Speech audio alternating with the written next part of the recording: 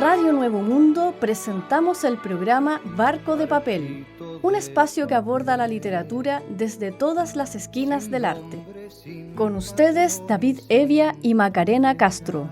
Bienvenidas y bienvenidos. Cuando el estanque era el mar. Amigas y amigos de Radio Nuevo Mundo, reciban ustedes un cordial saludo. Damos comienzo aquí a un nuevo capítulo de Barco de Papel. La ruta de hoy nos hará desembarcar en la vida y obra de Marta Brunet. Recorreremos con una musa los textos de la Gaceta Leucade y pasaremos revista a la actualidad literaria. Me acompañan Macarena Castro y Anaís Griot. Hola David. Hola David, hola Macarena. En la ciudad de Chillán, el 9 de agosto de 1897, nace Marta Brunet Cárabes, hija de Ambrosio Brunet Molina y María Presentación Cárabes de Cossio. La familia vive los primeros años de Marta en un fundo de su padre denominado La Granja, en la localidad de Pailahueque, en el sur de Chile.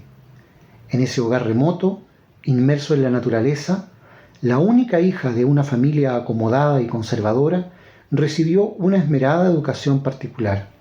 Por ello, logra instruirse en asignaturas como literatura, historia, geografía, ciencias naturales y francés.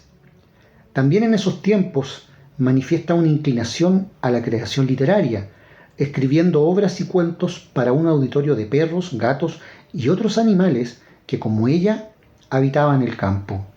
En ese escenario capta imágenes naturales y campesinas que sin duda constituyen luego su universo de personajes, tramas y ambientes que son parte de un mundo novelesco único hasta hoy en la narrativa chilena. A sus 14 años viaja con su familia a Europa y gracias a su instrucción puede relacionarse con la obra de Marcel Proust, Paul Claudel, Miguel de Unamuno, Azorín, entre otros, lo que le aporta nuevas perspectivas para el ejercicio de la escritura. Pero con el inicio de la Primera Guerra Mundial, la familia decide volver al continente sudamericano, pasando por Brasil, Uruguay y Argentina hasta llegar finalmente a Chile. Ya de regreso en Chillán, la joven frecuenta a quienes, al igual que ella, se inician en el mundo de la literatura y con ellos, a quienes llama los muchachos, asiste a ateneos para hablar de cuentos y versos y en conjunto crean una editorial y la revista Ratos Ilustrados. Es la única mujer del grupo y se encarga del rol de difusión de sus creaciones literarias. Mi madre, como buena española tradicionalista, tenía de ellos una idea no muy halagüeña, relata Brunet. Apenas aparecían en casa, nos mandaba al viejo salón un carrito atestado de sándwiches, perniles, mermeladas, leche, té y café. Pobres bohemios, solía decir, deben pasar unas hambres con esas historias de los versos. Y continúa diciendo, muchos años después, conversando con Tomás Lago, le conté mis terribles aprensiones de entonces. Tomás se quedó mirándome de hito en hito y me confesó, mira chiquilla, es muy cierto que nosotros íbamos a tu casa por ti y la literatura, pero también por el carrito. En Chillán fundamos una editorial, cuyo primer volumen fue un librito de versos de un gran amigo mío, llamado Absalón Baltasar. Ni corta ni perezosa, se lo despaché a Santiago a Hernán Díaz Arrieta, con una elocuentísima carta, que pareció haberle caído muy bien a Alón.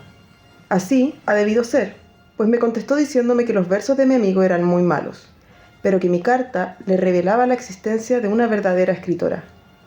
Terminaba pidiéndome algo en prosa, relata Brunet en entrevista en 1961, y continúa. Yo le mandé unos versos míos con otra carta. Alón me contestó entonces que los versos míos eran tan malos como los de Absalón, pero que en cambio la carta seguía revelando una prosista de grandes condiciones. No me quedó otra cosa que quemar mis pobres poemas y enviarle al terrible crítico los originales de una novelita que tenía muy escondida. La respuesta no tardó en llegar, y fue tan exaltada que yo miraba para los lados creyendo que se trataba de otra persona. Recuerdo que en una parte Alón decía, ya en el paroxismo de la exaltación, Dan ganas de echar a vuelo las campanas cuando nace un escritor de la talla de Marta Brunet. Tal parece que el destacado crítico literario en un primer momento cree estar siendo fruto de un engaño, pues le resulta difícil imaginar que una joven escritora chillaneja fuera capaz de presentar tamaño talento y piensa incluso que alguien podía estar enviando la traducción de una novela rusa. Alon entonces lleva el manuscrito para conseguir una segunda opinión, nada menos que la de Pedro Prado.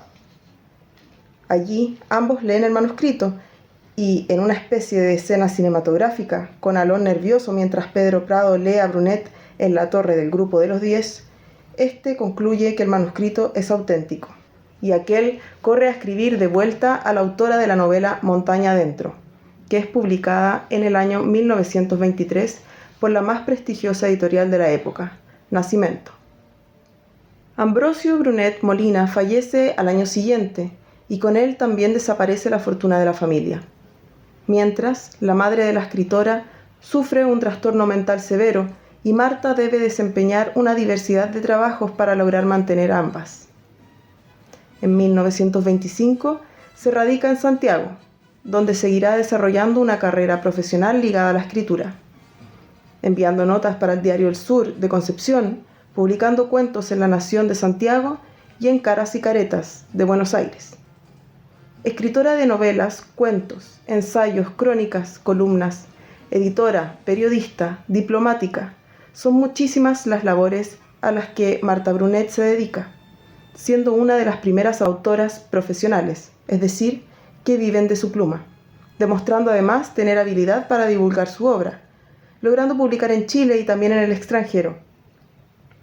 En el año 1931 participa en la compañía teatral de aficionados que dirige el dramaturgo Luis Pizarro Espós, donde conoció a María Luisa Bombal, Vera Suroff, Mercedes Orrego de Ugarte y Mariano Casanova, entre otros. En 1933 obtiene el premio de novela otorgado por la Sociedad de Escritores de Chile, y desde el año siguiente, en 1934, se empieza a desempeñar como redactora en la revista Familia, editada por Zig-Zag, llegando a ser su directora.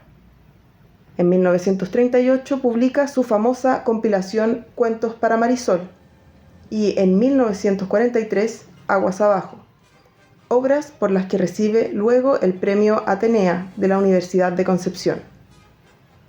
En el periodo de gobierno de Pedro Aguirre Cerda, en 1939, Marta Brunet es designada como cónsul honorario en La Plata y durante su permanencia en el país trasandino publica en la famosa revista Sur, de Victoria Ocampo, y en el diario La Nación, ambos de Buenos Aires. En 1943, ya en el gobierno de Juan Antonio Ríos, es designada cónsul de profesión adscrito al Consulado General de Chile en Buenos Aires. Marta Brunet dice que quemó esos poemas que habían sido descartados tajantemente por Alon. Sin embargo, esos poemas sobrevivieron, habría que decir, para suerte de la historia de la literatura. Son muy poco conocidos, pero existen. Un crujido seco y la máquina cortadora de trigo tumbóse a un lado, a pesar del empuje de los bueyes que, inclinando la cerviz, hundían en la tierra las patas tensas por el esfuerzo. La máquina quedó inmóvil. «Parece que se hubiera quebrado algo», dijo el que dirigía la yunta. «Así nomás parece», contestó Segundo Seguel desde lo alto de su asiento, al par que miraba afanoso por entre la complicada red de hierros. Luego bajó de un salto a tierra, se estiró desentumeciendo los músculos y agregó: «Buen dar con el asiento duro, tengo el cuerpo todito molío». Apoyado en la picana, el otro lo oía indiferente. «Nos llegó, compañero. Es la rueda grande la que se quebró. Vení, a guaitarla. Me parece que esto no lleva remedio». Tendidos de vientre sobre el suelo, los dos hombres examinaron largamente la avería. Ya en pie se miraron perplejos. «Hay que ir a avisar», dijo Segundo Seguel. «Mal trago. Y tan re malo. Mejor será que desenyunguemos y vamos los dos». Ya está. Seguían el resto, adelante los bueyes, atrás ellos, preocupados por el enojo del administrador, que estallaría bravo cuando supiera el percance. Ondulaba el trigal impulsado por el Puelche. Abajo, en la hondonada, el río Quillén regañaba en constante pugna con las piedras. El agua no se veía oculta entre los matorrales, y eran estos a lo largo del trigal como una cinta verde que aprisionara su oro. De roble a roble las cachañas se contaban sus chismes interminables, riendo luego con carcajadas estridentes terminadas en i. En la vega que se extendía más allá del río roncaba jadeante el motor, lanzando al cielo su respiración grisácea. Se detallaban ya los trabajadores que silenciosamente hacían la faena. Ni un canto, ni una risa, ni una frase chacotera salía de sus labios. Harapientos, sucios, sudorosos, iban y venían con cierto mecanismo en los movimientos que les daba aspecto de autómatas. Hasta el mirar angustiaba por la falta de espíritu. Autómatas y nada más eran aquellos hombres que el administrador vigilaba desde una ramada. Y alguno perdiera el equilibrio de su mecanismo y la frase cruel lo flagelaba. Así no, pedazo de bruto. Así comienza la primera novela de Marta Brunet, Montaña Adentro, la que publica a sus 26 años. La recepción de la crítica es muy buena y se valora la obra destacando cosas como su extrema juventud y talento comparada con autores más experimentados, y su género, ya que la presencia femenina en el área de las culturas y el arte era casi nula a principios de siglo. Tan relevante es esto que Carlos Silva Vildósola escribiría en El Mercurio. Comencé a leer con el ánimo preparado para varias impresiones desagradables: lo artificial del tema, la carencia de observación y conocimiento de la vida, la pobreza del lenguaje, lo amanerado y dulzón del estilo. Me imaginaba un libro de señorita inteligente que tiene medios para hacer una edición. Sin embargo, el crítico confiesa: no pude soltar el libro mientras no doblé la última página. Un vigor de concepción y ejecución que son fundamento de un trabajo de arte sin sexo de autor. Y hasta concluye en su crítica declarando: este es un escritor, no una escritora, aunque sea una dama. Hay muy pocas opiniones negativas hacia la novela y la mayoría de los críticos hace hincapié en una especie de virilidad manifiesta en su escritura como garantía de la calidad de su obra.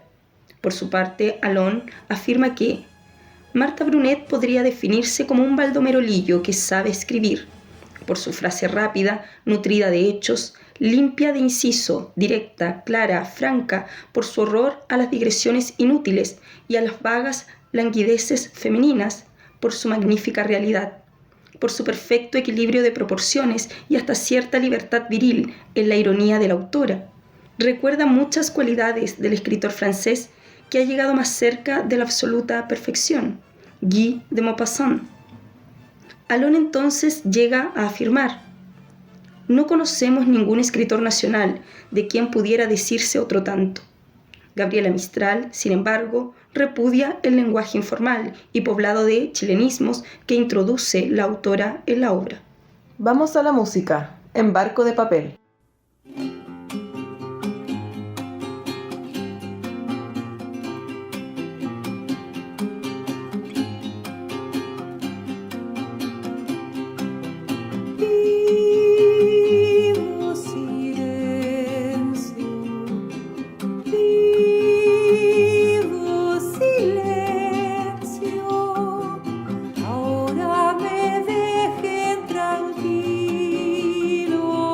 Ahora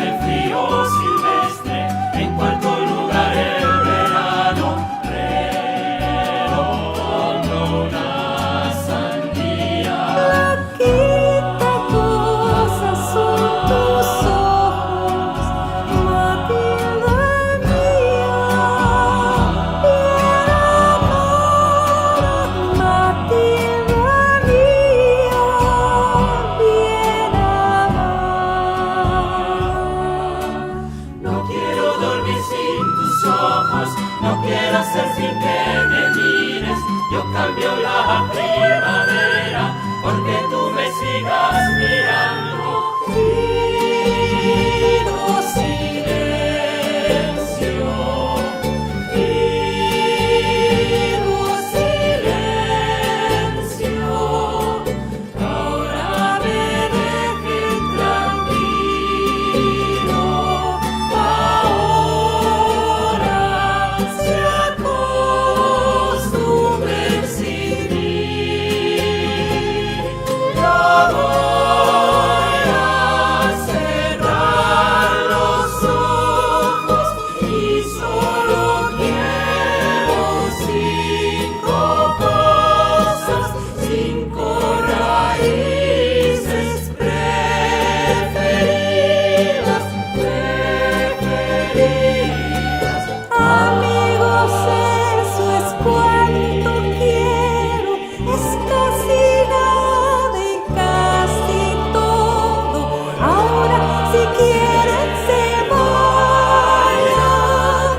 He vivido tanto que un día tendrán que olvidarme por fuerza, borrándome de la pizarra. Mi corazón fue interminable, pero porque pido silencio, no crean que voy a morirme. Me pasa todo lo contrario, sucede que voy a vivirme, sucede que soy y que sigo. No será pues sino que adentro de mí crecerán cereales, primero los granos que rompen la tierra para ver la luz, pero la madre tierra es oscura.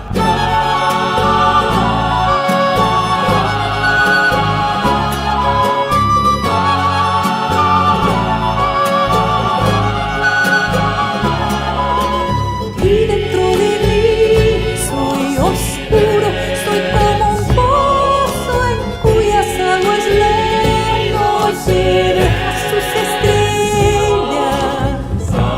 Y sigue sola por el campo, celebrándome que tanto he vivido, que quiero vivir otro tanto. Nunca me sentí tan sonoro, nunca he tenido tantos besos. Ahora como siempre es temprano, huele la luz con sus abejas. Déjeme solo con el día, pero nacerá sol sin fin, para nacer.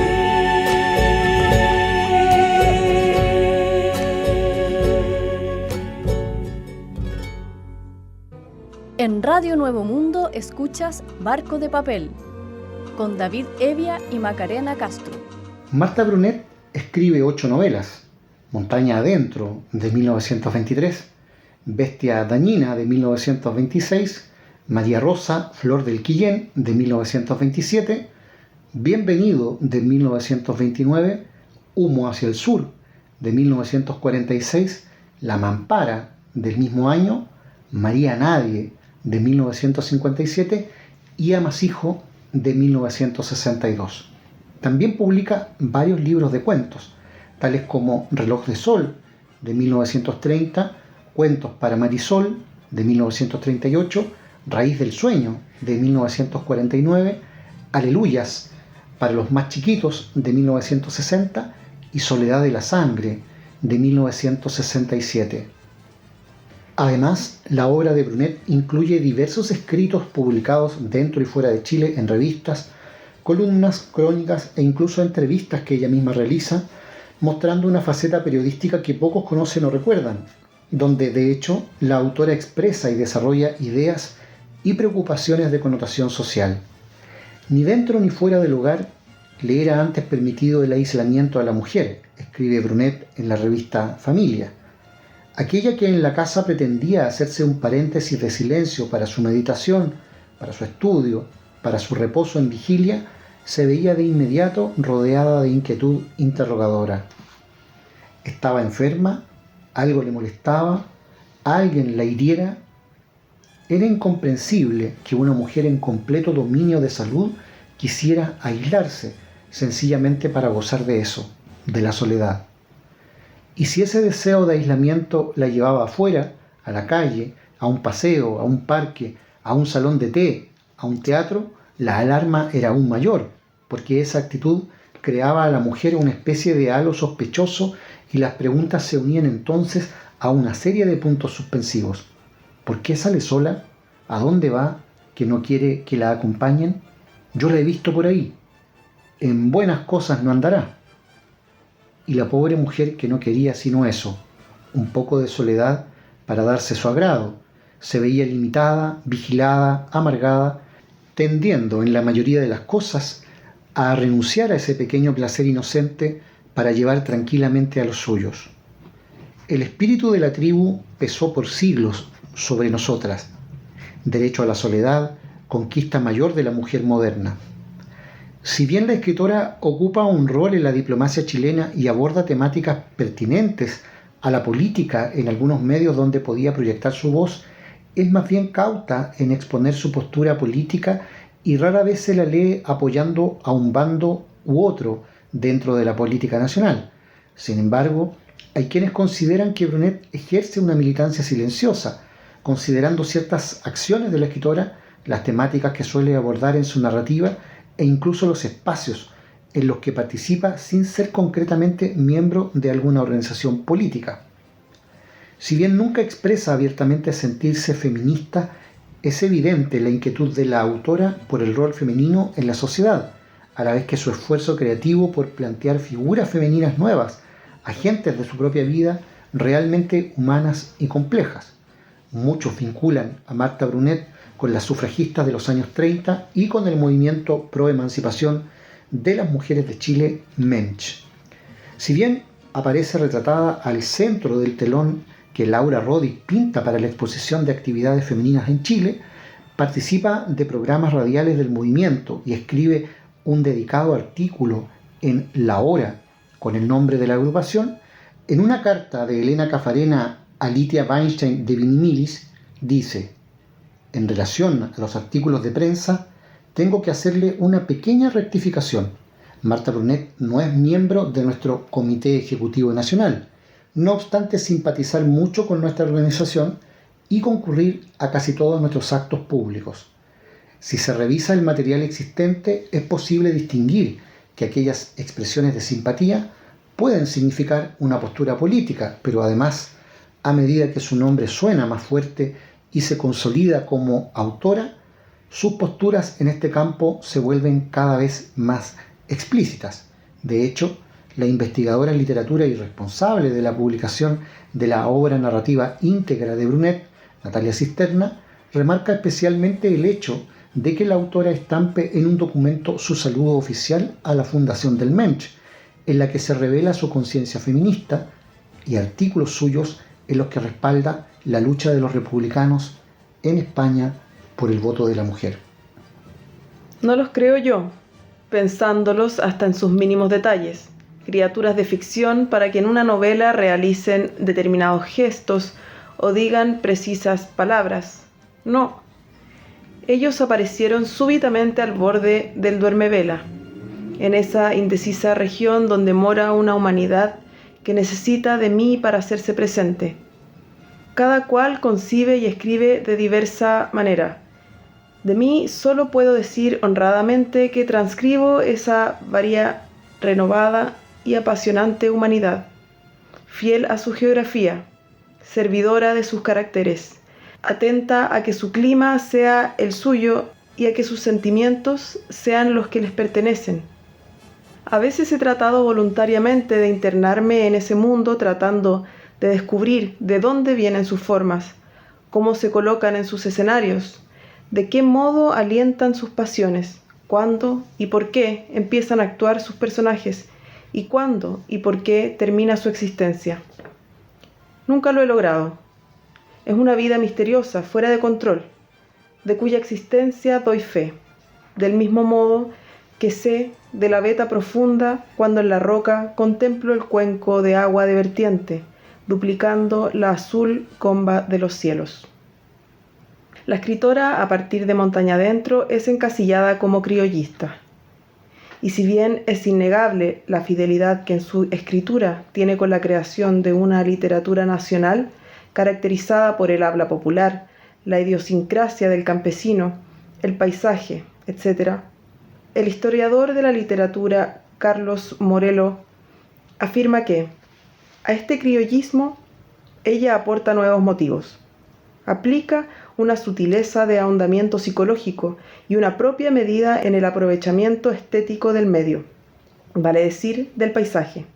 De esta forma, a pesar de ser considerada por algunos como escritor más que escritora, hay críticos que ven en la narrativa de la autora una sensibilidad femenina, que, siendo distinta a la masculina, es más compleja que la representación general de la época. La mujer es, en sus relatos, un ser poderoso y entero. Es capaz de soportar la traición o la violencia, capaz de ser burlada y rescatada, completa, su virtud, capaz de entregarse con profunda devoción. No es un ser tallado de una sola pieza, solo paciente y sufrida superficie. Escribe Emir Rodríguez Monegal en Narradores de esta América, de 1962.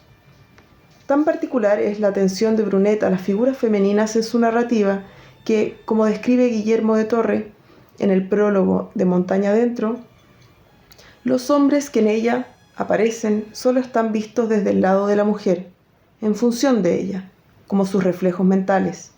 Así, Brunet vendría a sumarse, según Ángel Rama, a unas mujeres nuevas que entonces estaban apareciendo en América Latina, rehusándose a vestir el traje convencional que unos hombres también convencionales les habían cortado, y hasta rehusándose a ser mujeres, ya que aspiraban a convertirse en seres humanos, o sea, plenos copartícipes, creadores de esa calidad humana que hasta la fecha habían expresado y teorizado en la literatura solo los hombres. Al parecer, luego del tamizaje de la crítica, el aspecto de la reivindicación de lo femenino en su narrativa no cobra mayor importancia, o pasa más o menos inadvertido en aquel momento. Quizás es por esta razón que la evolución de la autora, evidenciada en sus siguientes novelas y escritos, no es tan bien recibida, tanto así que la misma Marta Brunet expresa sentirse encasillada a partir de su primera, pero ya antigua, gran novela. Durante los últimos años se han desplegado diversos esfuerzos en traer de vuelta la figura de Brunet, ya que tristemente en Chile la mayoría hoy no conoce su obra. Hay quienes creen que desde su fallecimiento su obra ha sido poco editada para lo que ésta significa en el mundo de la literatura. Sin embargo, de lo que no cabe duda es que la dictadura militar fue relegada a su rol de cuentista para niños, siendo Cuentos para Marisol su obra más revisada. En los años 90 comienza nuevamente a ser estudiada. Sin embargo, el público general no sabe que Marta Brunet es, de hecho, la segunda mujer después de Gabriela Mistral en ganar el Premio Nacional de Literatura. Ese reconocimiento llega en 1961, 6 años antes de su muerte. En 1963, la editorial Zig-Zag publica las obras completas de Marta Brunet, importante recopilación de su trabajo literario, haciendo de la escritora una de los pocos en aquellos tiempos que pudiera gozar de una edición de estas características de su trabajo literario. Aún así, Natalia Cisterna, miembro del Comité Marta Brunet de la Universidad de Chile, afirma: lo cierto es que al profundizar nuestro conocimiento sobre la figura y obra de Brunet, estamos solo en condiciones de afirmar que si bien no acabamos recién de conocerla, tampoco la hemos terminado de conocer. Estamos lejos de saber quién era Marta Brunet y de imaginar siquiera el volumen total de su obra. La investigadora comenta también que a aquella edición de 1963 le faltan muchos relatos más, además de los diversos escritos, crónicas y ensayos que se siguen encontrando. En su edición crítica, Marta Brunet, obra narrativa, de 2017, Natalia Cisterna, en 2 tomos, incluye todos los cuentos, además de otros textos cortos en prosa literaria que habían sido publicados en diferentes libros, periódicos y revistas, desde 1918 hasta 1967. Además, en el 2º tomo, estructura contenido que permite reconstruir y seguir el desarrollo estético de su obra. Es difícil de creer cuánto falta por conocer de una autora de la talla de Marta Brunet, cuando ésta fue capaz también de elaborar un proyecto estético en el que uno de sus ejes centrales era la representación de la mujer y sobre todo la mujer de origen popular del mundo rural. Escribe Cisterna y continúa.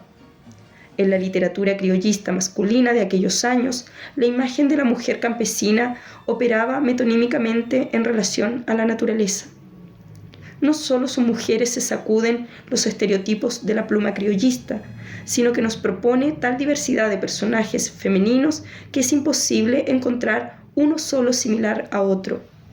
Marta Brunet entrega a sus protagonistas lo que hasta ese momento la literatura chilena patriarcal les había negado: el derecho a ser dueñas de una subjetividad y una memoria personal única e irrepetible. Gracias a las investigaciones recientes, sabemos que Brunet habría tenido una hija, la que murió a los pocos días de nacida, que a esa hija la llamó Marisol, y que 2 años más tarde, en 1938, publicaría su libro Cuentos para Marisol. Así quién sabe cuánto de su historia nos queda aún por descubrir. Es importante constatar también que de Marta Brunet recientemente han sido publicados otros 2 volúmenes, uno de ellos que contiene buena parte de sus artículos periodísticos y otro que condensa los textos que ella dedicó a perfiles de grandes intelectuales mujeres, de chilenas y autoras universales que hicieron un gran aporte a las letras. Y otro elemento relativamente poco conocido de Marta Brunet, pero que retrata al personaje, es que ella, cuando puber, estuvo a cargo del niño Claudio Arrau, puesto que su pobre madre debía trabajar en 2 lugares al mismo tiempo para financiar la compleja educación de un niño tan humilde que era un genio. Esa tarea en buena medida la desempeñó Marta Brunet, y esa amistad con Claudio Arrau prosiguió en el tiempo cuando él ya se radicó en Berlín, y cada vez que volvía a América del Sur y particularmente a Chile era la anfitriona tanto de él como, podríamos decir, una gran líder de la vida bohemia vinculada al mundo de las letras y de las artes. En nuestro próximo bloque vamos a ponernos al día con la literatura actual en letras de la SECH y vamos a comentar la Gaceta de Estética Leucade. Pero antes, Anaís, Vamos a la música, en Barco de Papel.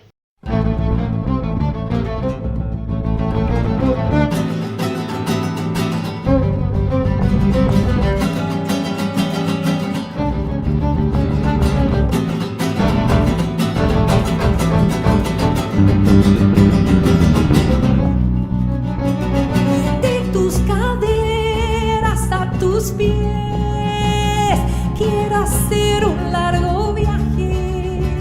Soy más pequeño que un insecto. De tus caderas a tus pies, quiero hacer un largo viaje. Soy más pequeño que un insecto. Voy por estas colinas, son de color de avena, tienen delgadas huellas que yo solo conozco, centímetros quemados, pálidas perspectivas, pálidas perspectivas.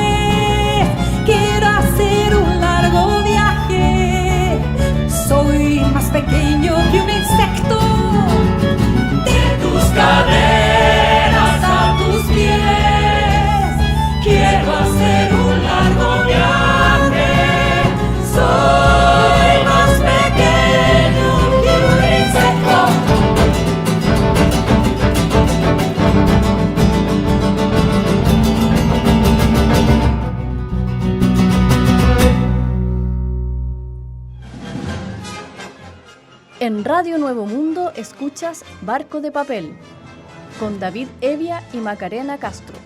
Y en este tercer bloque conversamos sobre la literatura en marcha en nuestra sección Letras en la SECH, esta vez para conocer la obra de Victoria Ramírez Llera. Nacida en la capital en 1982, Victoria Ramírez Llera se tituló de periodista en la Universidad de Santiago de Chile, diplomándose además en literatura en la Pontificia Universidad Católica de Valparaíso. Es coautora del poemario Juntas y Revueltas, publicado en 2014 y escrito junto a Liz Gallegos, responsable de los libros Desarraigo, poesía de 2016, de María Monvel, Los lirios muertos de la faz, ensayo y antología del 2017, y de La jaula se ha vuelto pájaro, de 2021. Dirige actualmente la novísima editorial Perras Palabras. Escuchemos entonces su trabajo ensayístico. Hola Macarena, David, Anaís, ¿cómo están? Vengo a compartir con ustedes mi ensayo titulado ¿De qué hablamos cuando hablamos de edición literaria? Una de las tareas más difíciles de un editor es saber hasta dónde intervenir un texto que se le ha confiado, y el caso Carver Leach constituye un ejemplo paradigmático. El estadounidense Raymond Carver alcanzó la fama por su estilo minimalista. Sin embargo, no todos saben que detrás de él está el afilado lápiz de Gordon Leach, su editor y amigo. En 1981 se publicó ¿De qué hablamos cuando hablamos de amor?, un volumen de 17 cuentos que Carver había entregado a Leach un año antes. El resultado del proceso de edición fueron cuentos dramáticamente reducidos, que se llevaron al menos la mitad del total de las páginas originales. Se ha hablado de coautoría, de un exceso de confianza, de una simbiosis de la que ambos se beneficiaron. Se ha dicho que el verdadero genio tras esa voz seca, precisa y directa es el editor y no el autor. Revisemos un ejemplo para ver qué cambios hizo Leach al cuento que da nombre a la obra, que originalmente Carver tituló Principiantes. La edición de Leach reduce el cuento a la mitad. Como resultado, la segunda línea argumental principal apenas se desarrolla y el final cambia completamente, borrando de cuajo una importante conversación entre los personajes y otros detalles que sostienen el relato. También cambia la descripción del personaje de Terry, que ahora se limita al aspecto físico, omitiendo el historial de persona que vivió en la calle, padeció anorexia y vivió la época hippie. Vale destacar que en ambos cuentos aparece la frase que da nombre a la versión de Leach, con un cambio sutil pero decisivo. En Principiantes leemos: cuando hablamos como si supiéramos de lo que hablamos cuando hablamos de amor, mientras que la versión editada consigna: cuando hablamos como si supiéramos de qué hablamos cuando hablamos de amor. El nombre de uno de los protagonistas cambia de Herb a Mel, en alusión a la etimología dulce como la miel, y se encadena directamente con la fobia de la ex esposa de Mel a las abejas y el siniestro deseo de este de invadirla con un enjambre. También cambia el nombre de Carl, el ex de Terry, a Ed. Tras leer ambas versiones, notamos que la de Carver, Principiantes, evidencia que no era precisamente el minimalista que ha hecho escuela en la narrativa contemporánea. A diferencia de la versión mutilada por Leach, Principiantes luce un relato que sabe tomarse su tiempo. Sin caer en florituras ni en circunloquios, Carver caracteriza a sus personajes, sitúa la narración en el ambiente propio de un grupo de amigos que conversa al calor de la ginebra y cuyas voces van mutando conforme el atardecer se convierte en noche. Carver muestra las risas frente a una broma negra, la dificultad para prender un cigarro, la preocupación de una mujer frente a la depresión de su pareja, la confianza que se desprende del visitante que husmea en el refrigerador ajeno. Cuando Leach suprimió acontecimientos pequeños a su juicio, se llevó a la construcción de una atmósfera que transporta al lector a la cocina de Herb y Terry y convierte el cuento en una obra nueva, manteniendo el narrador y el punto de vista, y aunque ambos relatos comparten lo medular, en este caso el tema del amor, el cuento editado se valdrá de una narración directa y frases contundentes para mostrar lo que el protagonista quiere compartir sobre el amor. Amor sexual, amor normal y corriente, amor carnal, amor sentimental, plantea la versión de Carver, mientras que en la de Leach se conservan solo los dos últimos términos. Si bien se puede afirmar que el corazón de ambas historias nace de la pluma de Raymond Carver, es el trabajo de edición el que extremará su famosísimo estilo llano, que se vuelve una nueva escritura y plantea distintas interrogantes sobre las atribuciones del editor y la coautoría. Mientras se discuten, rescatar el original nos ayuda a poner en perspectiva la estética y la voz real de Carver, que vienen a abrir una nueva dimensión para apreciar su obra. Era el trabajo ensayístico de Victoria Ramírez Llera en nuestra sección Letras en la Sech. Tengo acá el último número de la Gaceta Leucade, que incluye los artículos Lenka Franulich, un tránsito desde la semblanza hasta el semblante, y Recabarren, la muerte para Dios y la vida para la mujer. Acompañan esta publicación la sección Las Musas o Nada, donde figura la bella desnudez de Francisca Beitía, retratada frente a un grupo de espejos que van recomponiendo su silueta. En la sección de plástica, la obra de Thomas Coleman Dibdin, Exterior de la caverna de Chaitía, número 19, fechada en 1845. Y en la sección de puño y letra, que ya habíamos comenzado a compartir con los auditores, de Gastón Bachelard, La serpiente. Continuamos entonces en ese texto contigo, Macarena.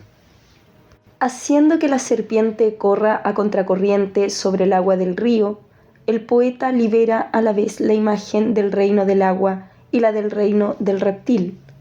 Con gusto ofreceríamos el verso de Fresnel como uno de los más claros ejemplos de una imagen dinámica pura. La imagen literaria es más vivaz que cualquier dibujo, trasciende la forma, es incluso movimiento sin materia. Es aquí puro movimiento. Ciertas imágenes, que de hecho tienen variantes en la obra de Victor Hugo, manifiestan una condensación y una materialidad que sorprenderán a cualquier psicoanalista de las funciones digestivas. La serpiente está en el hombre, es el intestino, tienta, traiciona y castiga. Estas dos líneas bastan para demostrar que la tentación más material, la más digestiva, puede tener su historia. Se podría, por cierto, relacionar con esa imagen esta extraña pregunta que se hace Friedrich Schlegel, sin que sea necesario ver en ella una imaginación fantasiosa, sino más bien la prueba de una meditación terrestre de los fenómenos de la vida. ¿No sería posible considerar a las serpientes como producciones enfermizas y como las lombrices intestinales de la tierra? Para Cardan, por el contrario, los alimentos de las serpientes son bien cocinados por la digestión lenta debida a la estrechez de las entrañas, y por esa razón sus excrementos huelen bien. Valorizaciones como estas en el bien o en el mal, que tienen efecto con pretextos tan insignificantes, prueban efectivamente que con semejantes imágenes tocamos un estrato inconsciente muy profundo, muy arcaico. En vez de esas imágenes tan fuertemente marcadas, es posible encontrar imágenes bordadoras que llegan bajo la forma serpentina a engrosar ciertos entrelazamientos. Hay quien se ha preguntado si el soneto de las vocales de Arthur Rimbaud no recibió su primera sustancia de las cartas de colores de su abecedario. La misma interrogación puede plantearse a propósito de Victor Hugo, quien sueña con tanta frecuencia en su obra a partir de iniciales y compromete su visión en una letra mayúscula. Ese es la serpiente. Dice en su libro Viaje a los Alpes y los Pirineos. Por otro lado, no es poco frecuente ver letrinas por las que suben reptiles. Pareciera que la serpiente viene a encorvar una mayúscula demasiado recta, una inicial que quiere ocultarse.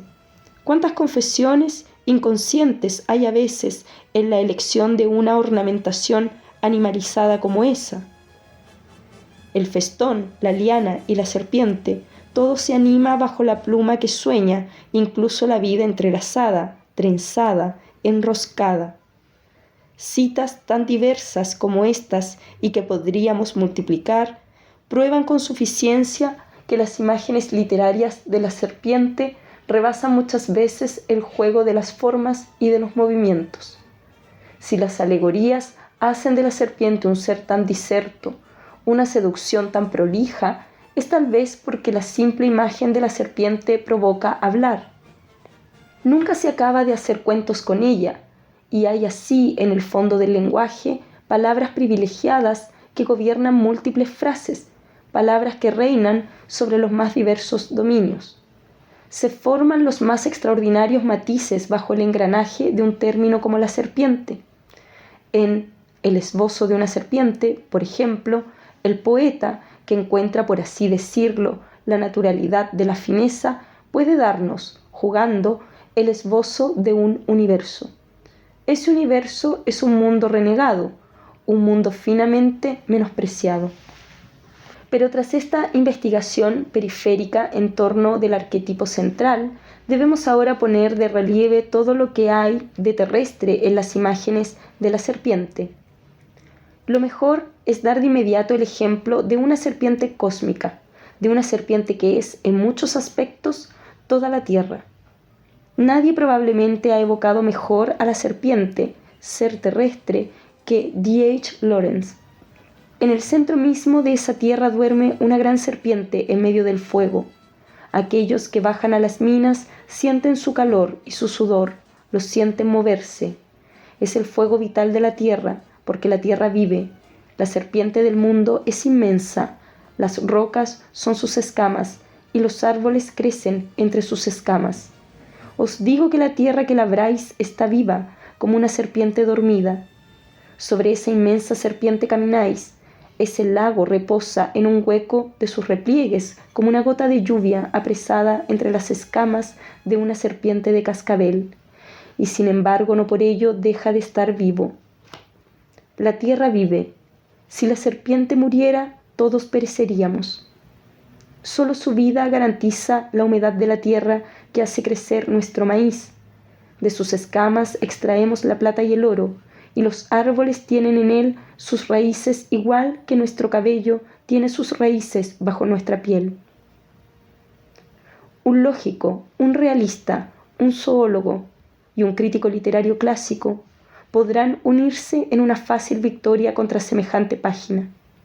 Se puede denunciar en ella un exceso de imaginación e incluso contradicciones de imágenes. ¿No es la serpiente el ser desnudo? ¿Cómo imaginarla con cabellera? ¿No es el ser frío? ¿Cómo imaginarlo viviendo en el fuego central?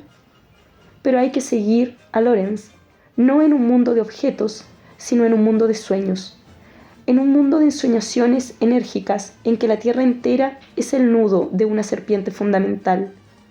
Ese ser fundamental reúne los atributos contradictorios, la pluma y la escama, lo aéreo y lo metálico. Para él todas las potencias de lo vivo, para él la fuerza humana y la pereza vegetal, la potencia de crear durmiendo. Para Lawrence, la tierra es una serpiente enroscada. Si la tierra tiembla, es que la serpiente sueña. Es parte del escrito de Gastón Bachelard, Ensayo sobre las imágenes de la intimidad, volumen fechado en 1945. Despedimos esta nueva emisión del programa Barco de Papel, producido por el equipo editorial de la Gaceta Leucade. En la edición, Cristian Castro, y en los micrófonos, Macarena Castro, Anaís Griot y David Evia. Nuestra ruta volverá a estar al aire la próxima semana. Hasta entonces. Hasta pronto. Adiós. En Radio Nuevo Mundo finaliza el programa Barco de Papel, un espacio que aborda la literatura desde todas las esquinas del arte. Nos encontramos en una nueva edición. Hasta pronto. Cuando el canal era un río